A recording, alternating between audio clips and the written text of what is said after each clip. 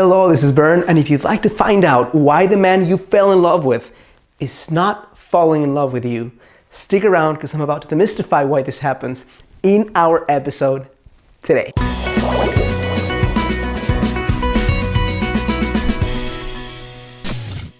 Hello, this is Bern. Welcome to your great LiveTV.com. Today is another edition of Get the Love You Crave, and I'm super excited to be sharing with you why the man you fell in love with, or the man you want, not in love with you.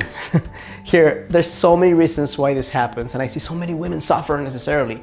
But some of these reasons include a guy is not willing to commit, he doesn't want to commit, he's just having fun, he just came out of a painful relationship, he doesn't really feel aligned to you, you're not his type. So those are all a specific category that I'm not gonna talk about right now. I am going to focus on right now, what about when the guy is commitment minded, he's looking for a relationship, he finds you charming and attractive, and still he's not falling in love with you. Why does that happen? And I'm gonna share with you right now that one of the most common reasons why that happens is because women nowadays, and for maybe for many years, have fallen prey to this myth called the Prince Charming myth. Prince Charming myth means that there's this dude out there who wants to fall in love with someone who's not in love with herself.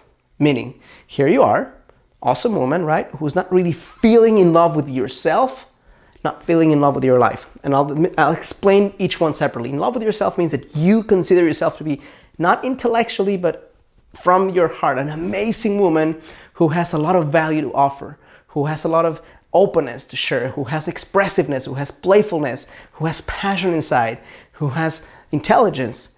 When you don't feel that way about yourself, you feel like there's always something missing. You're always comparing yourself to someone else, and you feel like there's a deep lack of who you are. When you connect with men, that's one of the reasons that the guy is not falling in love with you. The other one is when you're not in love with your life. You are going about your life thinking that you could be so much more passionate about your work or change your job altogether, that you could have so much more deep and rich relationships with your family members, with your friends, and you're not creating them, that you could be contributing so much more and align yourself with a deeper calling or purpose, and you're not doing it. Well, when that happens, the myth is that there's this guy out there that's going to come and love you unconditionally and fill up that entire void about the love you're not giving to yourself and the love you're not giving to your life. And the reason why that's a challenge is because two things. One, if the guy does fall in love with you and you're always feeling that sense of lack about both things, you're gonna put so much pressure on the dude because he's feeling that void that he's going to feel smothered, overwhelmed, and run for the hills.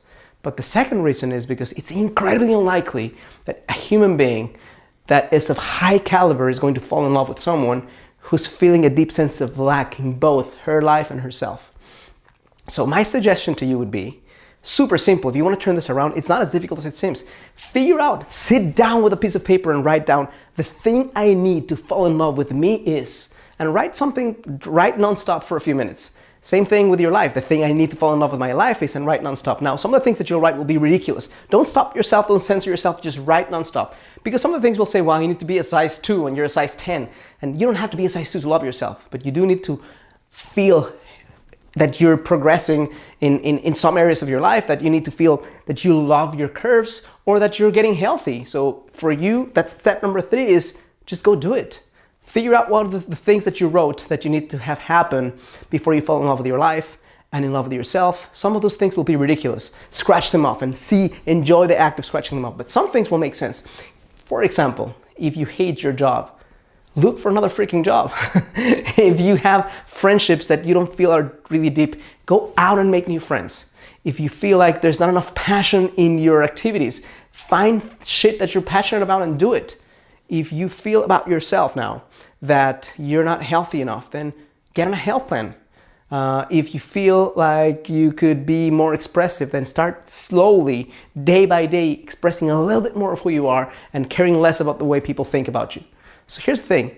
If you can manage to, in your own way, fall in love with who you are and create the kind of life that you fall in love with, having a guy fall in love with that is very easy.